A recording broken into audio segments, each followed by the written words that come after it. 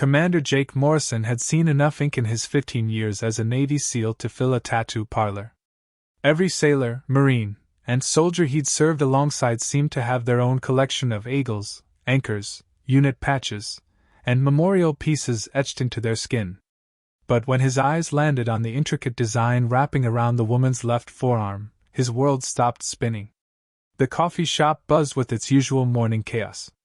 Steam hissed from the espresso machine while baristas called out drink orders over the chatter of customers.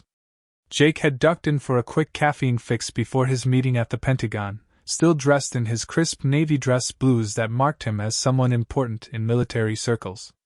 The woman stood 3 people ahead of him in line, her back turned as she studied the menu board overhead. She wore simple civilian clothes, dark jeans and a navy blazer pushed up to her elbows. Her auburn hair was pulled back in a professional ponytail that revealed the graceful curve of her neck. Nothing about her appearance screamed military, yet something in her posture, the way she held herself with quiet confidence, triggered Jake's instincts. He'd learned to read people quickly in his line of work. It often meant the difference between life and death. When she reached for her wallet, the blazer sleeve slid up further, revealing more of the tattoo that had caught his attention. Jake's breath caught in his throat as recognition slammed into him like a physical blow. The design was unmistakable, a stylized phoenix rising from flames, its wings spread wide, with small numbers worked subtly into the feathers. But it wasn't just any phoenix. The specific style, the placement, the way the flames seemed to dance around her arm, he'd seen this exact tattoo before. 8 years ago. In a classified briefing room. In a photograph of someone who was supposed to be dead. Jake's mind raced back to Operation Nightfall, a mission so black that even most of his SEAL team hadn't known the full details. They'd been tasked with extracting a high-value asset from a compromised safe house in Eastern Europe. The asset was a female CIA operative who'd been deep undercover for 3 years, gathering intelligence on arms dealers who were supplying weapons to terrorist organizations. The mission had gone sideways fast. By the time Jake's team reached the extraction point, they'd found blood, signs of a struggle, and intelligence suggesting their asset had been captured and executed. The CIA had shown them a single photograph during the debrief, a surveillance image of the operative taken weeks before her disappearance. The phoenix tattoo had been clearly visible on her left arm. Agent Sarah Chin. That was the name in the file, though Jake suspected it wasn't her real one. The photograph showed an Asian American woman in her late 20s with sharp, intelligent eyes. The mission had been classified as a failure, the asset listed as Kia, killed in action. Jake and his team had carried that weight for years, knowing they'd been too late to save someone who'd sacrificed everything for her country. But now, standing in a DC coffee shop on a Tuesday morning, Jake was staring at that same tattoo on a very much alive woman who couldn't possibly be the same person. Could she? The woman ahead of him ordered a large coffee with oat milk, her voice carrying the faintest trace of an accent that Jake couldn't quite place. When she turned slightly to grab a napkin from the counter, he caught a glimpse of her profile. The bone structure was different somehow, sharper cheekbones, a different nose. But the eyes, those eyes held the same intelligence, the same careful awareness that he remembered from the photograph. Jake's tactical mind kicked into overdrive, analyzing possibilities. Plastic surgery was always an option for deep cover operatives who needed new identities. The CIA had resources that could completely transform someone's appearance. But why would they fake an agent's death only to have her resurface years later in civilian clothes in Washington, D.C.? The woman collected her coffee and walked toward the exit, passing close enough to Jake that he caught a hint of her perfume, something subtle and expensive. As she moved past him, her eyes met his for just a fraction of a second. In that brief moment, Jake saw something flicker across her face, surprise, recognition, and then, a carefully controlled mask sliding back into place. She knew who he was. Jake's pulse quickened. In his world, coincidences were rare and, usually, dangerous. If this woman was Sarah Chin, or whoever she really was, her presence here couldn't be random. The tattoo alone was enough to confirm her identity in his mind, but her reaction to seeing him sealed it. He stepped out of line, abandoning his coffee quest, and followed her toward the exit. The woman had paused just outside the coffee shop, apparently checking her phone, but Jake could see her eyes tracking his movement in the reflection of the shop window. She was aware of him, which meant she was definitely not just some random civilian who happened to have similar ink. "Excuse me," Jake called out as he approached her. She turned, her expression politely curious but with a tension in her shoulders that spoke to years of training. "Yes? I'm Commander Jake Morrison, Navy SEALs," he said, keeping his voice low and professional. "I think we need to talk." A ghost of a smile played at the corners of her mouth. "I'm sorry, Commander, but I think you have me confused with someone else. I'm just a consultant heading to a boring meeting about government contracts." "Your tattoo," Jake said simply. The smile faded. For a moment, neither of them spoke. The morning rush hour flowed around them, bureaucrats and lobbyists hurrying to their important meetings, tourists studying their maps, delivery drivers weaving through the crowd. Normal people living normal lives, unaware that two individuals with enough classified secrets between them to topple governments were having a quiet standoff on a DC sidewalk. "What about it?" she asked finally. "Agent Sarachin was supposed to be killed in action 8 years ago. I was part of the extraction team that arrived too late to save her." Something shifted in the woman's posture. The polite mask slipped slightly, revealing steel underneath. "That name doesn't mean anything to me." "Then," explained the Phoenix. She glanced around, checking for surveillance or threats, another tell that screamed trained operative. When she looked back at Jake, her expression had hardened into something he recognized from his own mirror. The look of someone who'd seen too much, and survived things that should have killed them. "You're not supposed to be here," she said quietly. "Neither are you, if you're who I think you are." A black SUV with tinted windows pulled up to the curb behind them. Jake's hand instinctively moved toward his concealed sidearm, but the woman shook her head slightly. "That's my ride," she said. "And this conversation never happened, Commander Morrison." "Wait," Jake started, but she was already walking toward the vehicle. She paused with her hand on the door handle and looked back at him. "Some ghosts are better left buried, Jake. Trust me on that." The door closed behind her, and the SUV pulled smoothly into traffic, leaving Jake standing alone on the sidewalk with more questions than answers. He pulled out his phone and scrolled to a contact he hadn't used in years, someone who might be able to tell him if Agent Sarachin was really dead or if he just had coffee shop encounter with a ghost who carried secrets that could reshape everything he thought he knew about that failed mission 8 years ago. As he dialed the number, Jake couldn't shake the feeling that his carefully ordered world was about to get a lot more complicated. In his experience, when dead agents turned up alive in DC coffee shops, it usually meant someone had been lying about something important.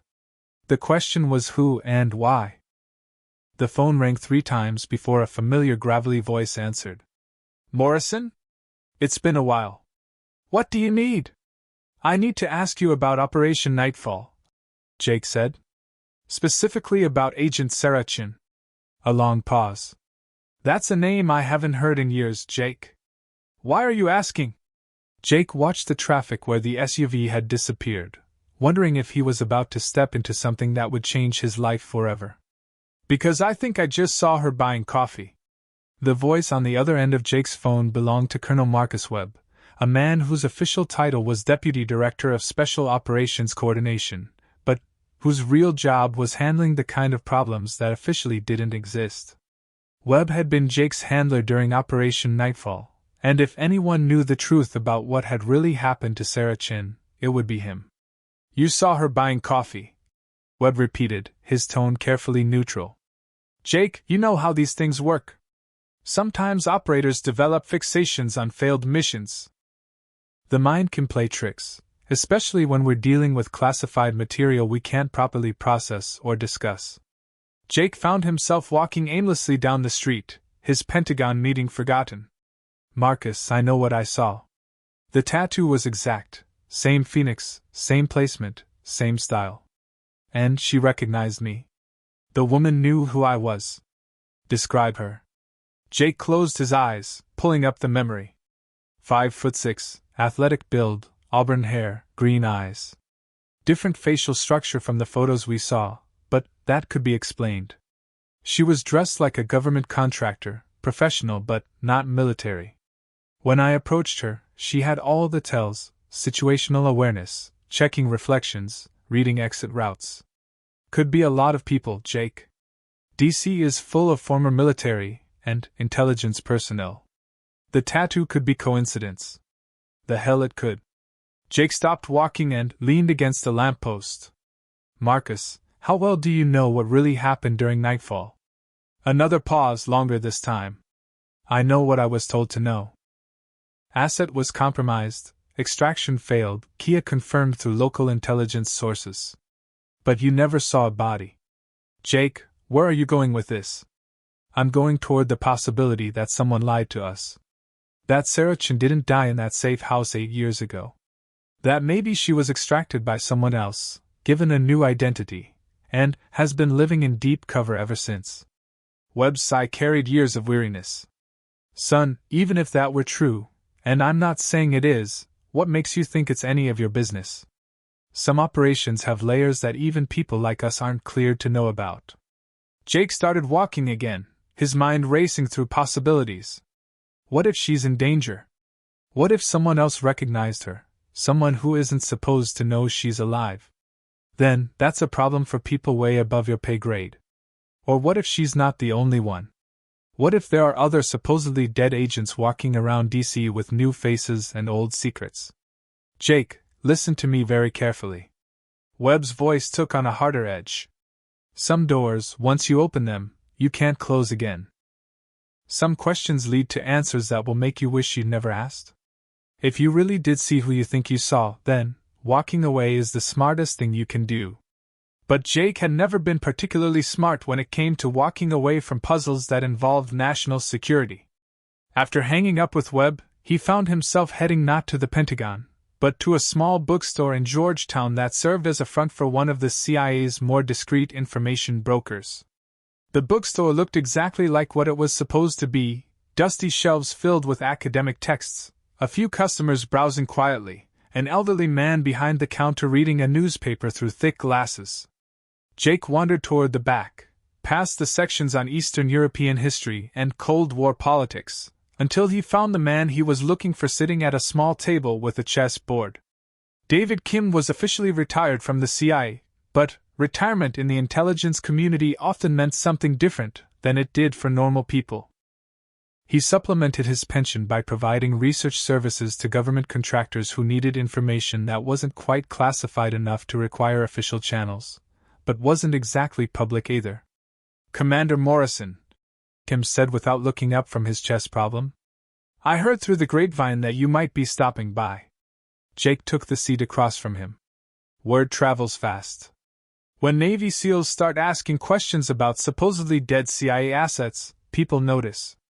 Kim moved a bishop across the board. What do you want to know about Sarah Chin?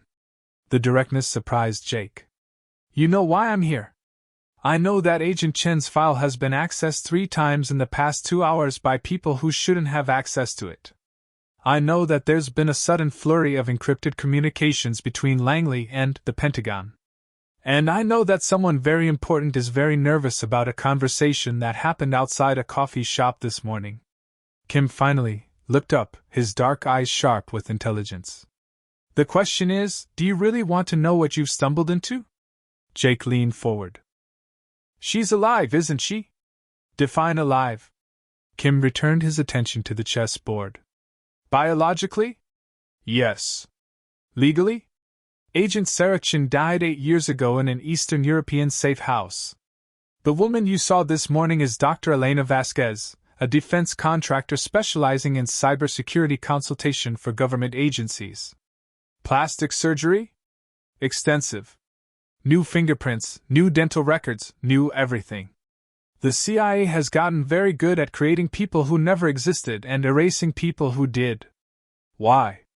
Kim captured a rook with his knight. Because Agent Chin discovered something during her deep cover operation that was too dangerous to extract through normal channels. Something that certain people in very high places wanted to stay buried. Jake felt a chill run down his spine. What kind of something? The kind that gets people killed in coffee shops. Kim looked up again. The arms dealers she was investigating weren't just selling weapons to terrorists. They were selling them to people in the American government. People who were supposed to be fighting terrorism, not enabling it. The implications hit Jake like a physical blow. She found evidence of American officials working with arms dealers? She found evidence of a network that goes from small-time dealers all the way up to Defense Department officials and members of Congress. People who were making millions by ensuring that conflicts stayed active and weapons kept flowing. And they faked her death to protect her? Kim shook his head. They faked her death to protect the investigation. Chin had gathered enough evidence to bring down dozens of people, but she needed time to build cases that would stick. Dead agents can't be subpoenaed. Dead agents can't testify. Dead agents can work in shadows that living ones can't. Jake sat back in his chair, processing the information. So she's been working undercover for 8 years, building cases against corrupt government officials? Was working. Past tense. Kim moved another piece. Until this morning, when a Navy SEAL commander recognized her tattoo and potentially blew 8 years of careful identity construction. The weight of what Jake had done began to settle on his shoulders. I may have compromised her. You may have gotten her killed. Kim's voice was matter-of-fact. The people she's investigating have resources that make the CIA look like amateur hour. If they even suspect that Sarah Chin is still alive. What can I do? Kim studied the chess board for a long moment. Checkmate, he said quietly, then looked up at Jake. There's a warehouse in Alexandria. Pier 47. If Dr. Elena Vasquez were hypothetically in need of emergency extraction, that's where she might hypothetically go. Is that where she is now? That's where you should be, if you want to clean up the mess you made. Kim began resetting the chess pieces. And, Commander? When this is over, forget you ever saw that tattoo. Forget you ever heard the name Sarah Chin. Forget this conversation happened. Jake stood up, his mind already racing ahead to Alexandria and the warehouse district. What if I can't forget? Kim looked up one last time, his expression grim. Then you better hope the people hunting her decide you're more valuable alive than dead. As Jake left the bookstore and headed toward his car, he couldn't shake the feeling that his simple recognition of a tattoo had set in motion events that would either save an agent's life or get them both killed. In the intelligence world, sometimes there wasn't much difference between those two outcomes. His phone buzzed with a text from an unknown number. Pier 47. 1 hour. Come alone, or don't come at all. Jake deleted the message and started driving toward what might be the most important meeting of his life. Or the last one he'd ever have. The warehouse district in Alexandria felt like a graveyard of American industry. Abandoned buildings lined the waterfront, their broken windows staring out at the Potomac River like dead eyes. Jake parked his car 3 blocks away and approached Pier 47 on foot, every instinct he developed in 15 years of special operations telling him this was either a rescue mission or a trap. The warehouse that corresponded to the pier number looked no different from the others. Corrugated steel siding, loading docks that hadn't seen use in years, weeds growing through cracks in the concrete. But Jake noticed the subtle signs that someone was watching this place. Fresh tire tracks in the gravel, a security camera that was too new for the building's apparent abandonment, and the faint smell of cigarette smoke coming from somewhere inside. He found the entrance David Kim had told him about, a side door with a lock that had been recently oiled. It opened silently under his touch, revealing a corridor that led into the warehouse's main space.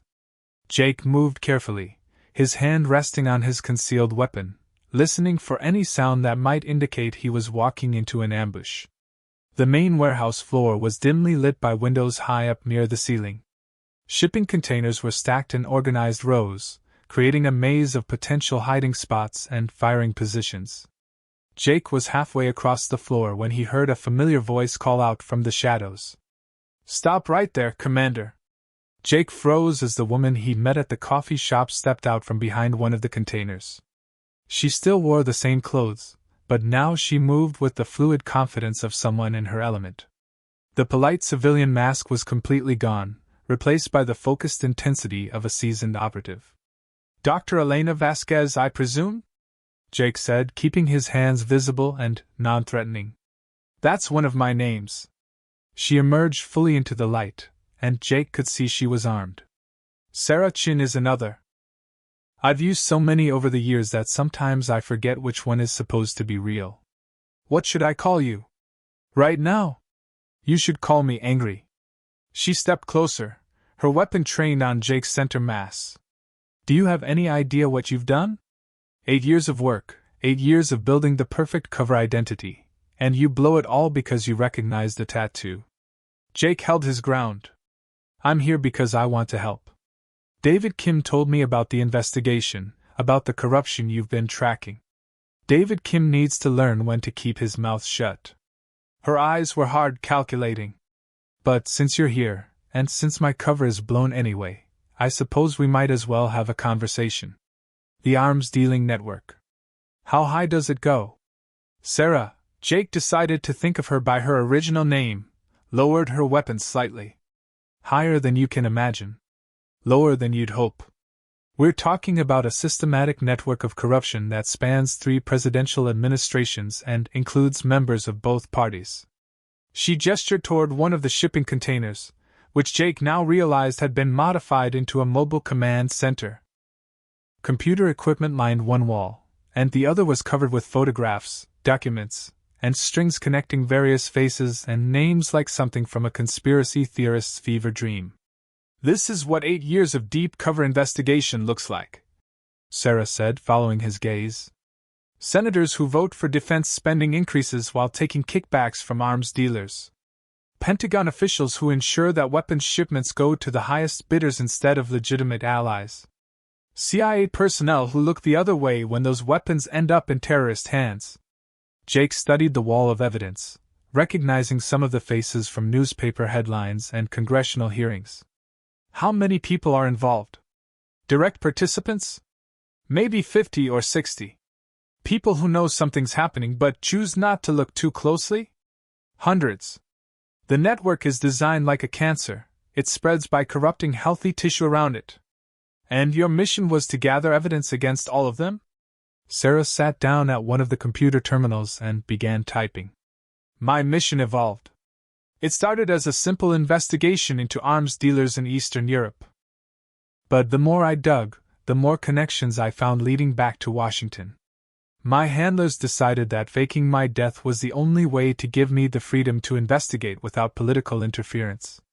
"Which handlers? CIA? Pentagon? Someone else?" That's where things get complicated.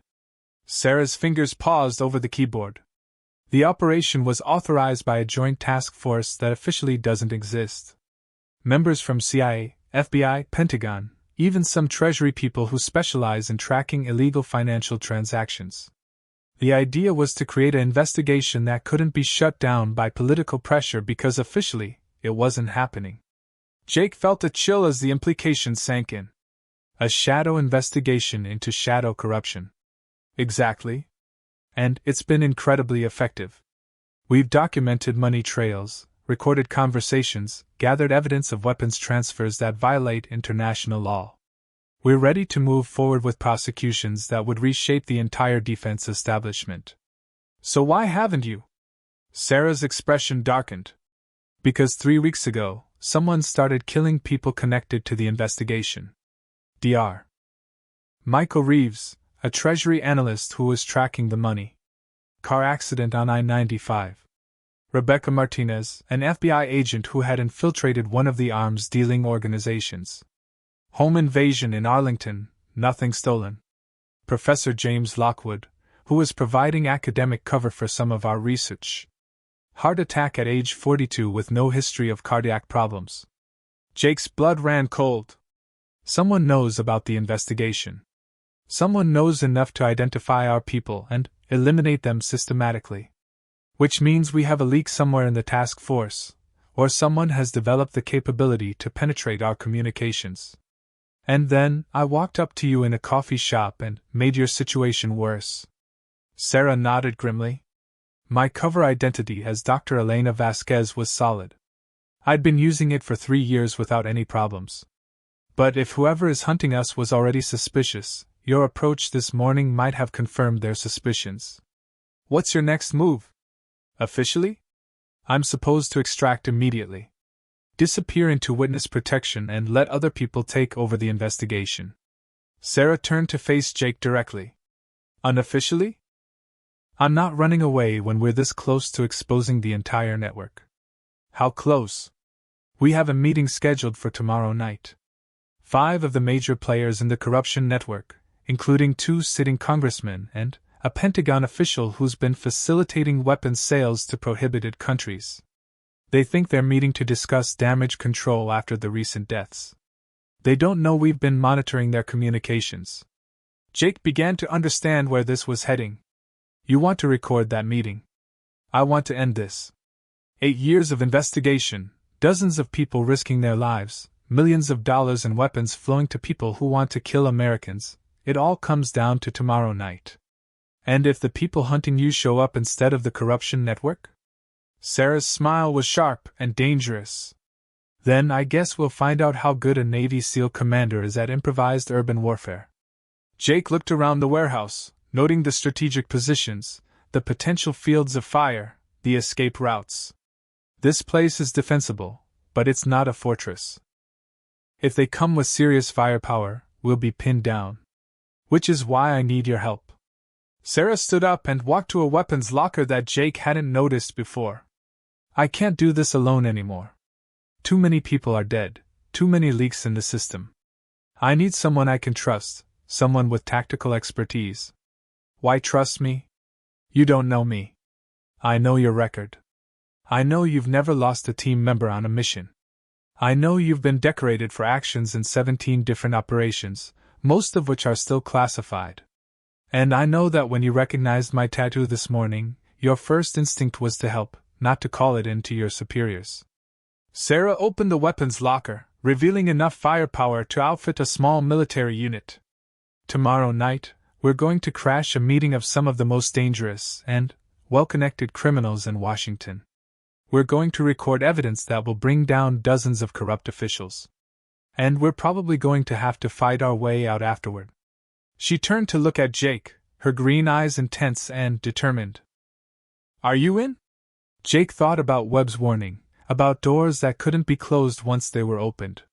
He thought about the risks of getting involved in a shadow operation that officially didn't exist. He thought about his career, his reputation, his life. Then, he thought about arms dealers selling weapons to terrorists, about corrupt officials profiting from conflict and death, about Sarah Chin spending 8 years in the shadows to expose a network of betrayal that went to the heart of American government. I'm in, he said. But we do this smart. No cowboy heroics, no unnecessary risks. We get the evidence and we get out alive. Sarah smiled, and for the first time since he met her, it looked genuine. Commander Morrison, I think this is the beginning of a very dangerous partnership. As they began planning for what would either be the most important mission of their lives or their final operation, Jake couldn't help but wonder if he was making the biggest mistake of his career or finally, doing something that really mattered. The meeting was set to take place at the Meridian Club, an exclusive private establishment in downtown Washington where politicians and defense contractors had been making deals behind closed doors for over a century. Sarah had spent weeks infiltrating their communications, learning that the 5 key players in the corruption network had chosen this venue because they believed its reputation for discretion and security would protect them from surveillance. They were about to learn how wrong they were. Jake crouched on the roof of the building across the street, his sniper rifle trained on the club's windows while Sarah worked her way through the building's service corridors. She'd spent the morning posing as an audiovisual technician, installing recording devices in the private dining room where the meeting would take place. The plan was simple in concept but complex in execution: record the evidence they needed while staying alive long enough to use it. Phoenix 1 in position. Sarah's voice crackled through Jake's earpiece. She'd chosen the call sign as a nod to her tattoo, the phoenix that had started this whole chain of events. "Overwatch ready," Jake responded, scanning the street below for signs of hostile surveillance. "First target just arrived." Congressman Bradley Mitchell stepped out of a black sedan, his silver hair perfectly styled despite the evening rain. Mitchell chaired the House Defense Appropriations Committee, which gave him enormous influence over weapons purchases and military contracts. According to Sarah's investigation, he'd been taking millions in kickbacks from arms dealers while publicly advocating for increased defense spending. "Mitchell's dirty money paid for that new summer house in the Hamptons." Sarah's voice carried a note of disgust. $3 million in renovations on a congressional salary. "Stay focused on the mission," Jake reminded her, though he shared her anger. "Personal feelings get people killed." The next to arrive was General Patricia Hawthorne, recently retired from the Pentagon where she'd overseen weapons procurement for the Middle East. She now worked as a consultant for Blackstone Defense Solutions, one of the companies that had been selling weapons to prohibited buyers. Jake tracked her movement through his scope as she entered the building. "Hawthorne knows where every missing shipment ended up," Sarah reported. "She's the one who altered shipping manifests to hide weapons transfers to unauthorized recipients." Senator Robert Carlyle's arrival drew more attention. News vans were parked outside his regular haunts, thanks to unrelated corruption allegations that had been dominating headlines. But Carlyle's involvement in the arms dealing network was far more serious than campaign finance violations. He'd been using his position on the Senate Armed Services Committee to ensure that military aid packages included weapons that would later be diverted to black market sales. "3 down, 2 to go," Jake reported. The fourth participant was Dr. Amanda Foster, a former CIA analyst who now ran a think tank that provided policy recommendations on defense matters. Her research reports had been instrumental in justifying weapons sales to countries that were known to have connections to terrorist organizations. "Foster's the intellectual cover for the whole operation," Sarah explained. "Every time someone questioned a weapons sale, she'd produce a report explaining why it was strategically necessary." The final member of the group was the most dangerous. Marcus Webb, Jake's own former handler, arrived in an unmarked government vehicle. Jake's stomach twisted as he watched Webb enter the building. The man he trusted, the man who'd sent him on missions to protect American interests, was part of the network that had been betraying those interests for profit. "Phoenix 1, we have a problem." Jake's voice was tight with anger and betrayal. "Colonel Webb is here." "I know. I've been tracking his involvement for months." "You knew and you didn't tell me?" "I needed to be sure you'd choose the right side when the time came." Sarah's voice carried years of hard experience. "People have complicated loyalties when their friends and mentors are involved." Jake forced himself to focus on the mission rather than his personal feelings. Through his scope, he could see the 5 conspirators gathering in the private dining room. Sarah had positioned cameras to capture their faces and conversations from multiple angles. "Recording is live," Sarah reported. "They're starting to talk." For the next hour, Jake listened through his earpiece as 8 years of investigation reached its culmination. The 5 conspirators discussed their network with the casual confidence of people who believed they were untouchable. They talked about upcoming weapons sales, about splitting profits, about eliminating potential threats to their operation. "The Treasury analyst was getting too close to our financial networks." Webb's voice was clearly audible. "Martinez had identified 3 of our shipping routes. Lockwood was asking the wrong questions about weapons end users." "So you had them killed?" Mitchell's voice carried no emotion. "I had problems solved. That's what we pay for, solutions that don't create political complications." Jake felt sick as he realized that Webb hadn't just been involved in the corruption, he'd been ordering the murders of people who threatened to expose it, including people who'd been working with Sarah's investigation. "We have enough."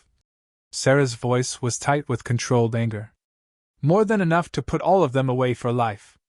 But as she spoke, Jake noticed movement on the street below. 3 unmarked vans had pulled up around the building, and armed figures in tactical gear were moving into position.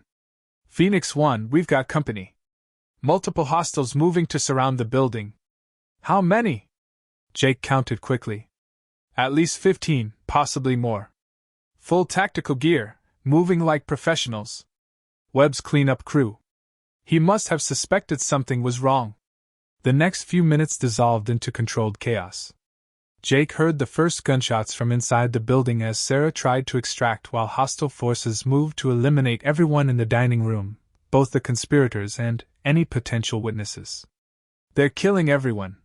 Sarah's voice was strained as she moved through the building's corridors. This isn't about protecting the network anymore. It's about eliminating all evidence that it ever existed. Jake provided overwatch as best he could, using his sniper rifle to take out sentries and create escape routes for Sarah. But the tactical situation was deteriorating rapidly. Webb's people had come prepared for a full-scale elimination operation, not a simple arrest or intimidation. Roof access, northwest corner, Jake directed as he tracked Sarah's movement through the building. I can provide cover fire for your extraction. Negative. I need to get the recording equipment. If we don't have physical evidence, everything we've done is worthless. Jake watched helplessly as Sarah moved back toward the dining room where the massacre was taking place. Through his scope, he could see bodies on the floor. The conspirators who thought they were meeting to protect their network had instead been led to their execution. Phoenix 1, get out of there. The evidence isn't worth your life. It's worth all of our lives. This is bigger than just corruption, Jake. These people were selling weapons that killed American soldiers. They were funding the people we were fighting. Sarah reached the dining room just as Webb emerged from it, his sidearm drawn. Through his scope, Jake could see the surprise on Webb's face as he recognized the supposedly dead CIA agent. Agent Sarah Chin. Webb's voice carried over the building's intercom system. I should have known. 8 years of careful investigation, 8 years of thinking you were smarter than us. But dead agents should stay dead. Dead agents don't testify. Sarah replied, her own weapon trained on Webb. Dead agents don't bring down networks of traitors. Networks of patriots. Webb corrected. We were funding American interests through unofficial channels. The weapons sales generated money for operations that Congress would never approve. We were doing what needed to be done. You were getting Americans killed for profit. Jake lined up his shot through the window, but the angle was wrong. He couldn't take out Webb without risking hitting Sarah. Phoenix 1, move left 2 steps.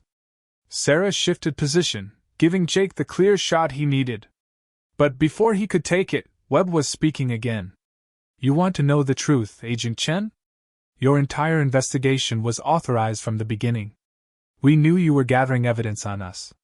We fed you information, guided your investigation, let you think you were getting close.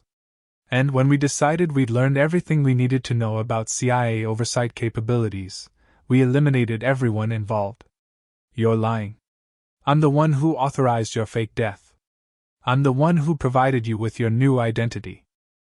I'm the one who's been watching you for 8 years while you gathered evidence we've been planning to destroy all along. Jake saw Sarah's weapon waver slightly as the implications hit her. If Webb was telling the truth, her entire investigation had been an elaborate setup designed to identify and eliminate CIA personnel who were capable of threatening the network.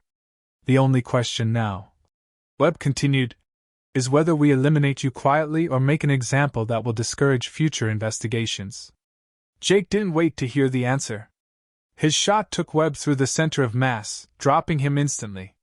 The sound of the rifle shot echoed across the street, and immediately the building erupted in activity as Webb's tactical team realized they were under sniper fire. Phoenix 1, extract now. Northwest stairs to the roof. Sarah grabbed the recording equipment and ran for the extraction point as Jake provided covering fire from across the street. Bullets shattered windows around him as the hostile team returned fire, but Jake held his position until he saw Sarah reach the roof. Overwatch extracting, Jake called as he broke down his rifle and moved toward his own escape route. Rally Point Bravo in 30 minutes. They met at an abandoned metro station 20 minutes later, both breathing hard and covered in dust and debris. Sarah clutched the recording devices that contained enough evidence to expose the entire corruption network, while Jake checked her for injuries. Is it true? Sarah asked as they caught their breath. Was the whole investigation a setup? Jake looked at the woman who'd spent 8 years of her life hunting criminals who'd turned out to be hunting her. Does it matter? We have the evidence. We have proof of corruption, weapons sales, and murder. Whatever Webb's game was, we can still use what we found. Sarah nodded slowly. Then, let's finish this. 2 weeks later, the Washington Post published a series of articles that became known as the Phoenix Papers, a comprehensive exposé of arms-dealing corruption that led to the largest government scandal in decades. Dozens of officials resigned, congressional hearings were launched, and new oversight mechanisms were put in place to prevent similar corruption. Jake returned to his SEAL duties with a new understanding of how thin the line could be between the people who protected America and the people who betrayed it. Sarah disappeared again, but not before telling him that some phoenixes rise from ashes to burn brighter than before. The tattoo that had started it all became a symbol of something more than survival. It represented the idea that sometimes the dead could return to expose truths that the living were afraid to face. And sometimes, recognition could be the beginning of justice rather than the end of secrecy. In a coffee shop in Georgetown, Jake occasionally ordered a large coffee with oat milk and remembered the morning when a chance encounter changed everything. He never knew if he might see Sarah again, but he carried the knowledge that some secrets were worth the risk of exposure, and some ghosts were meant to walk among the living until justice was served.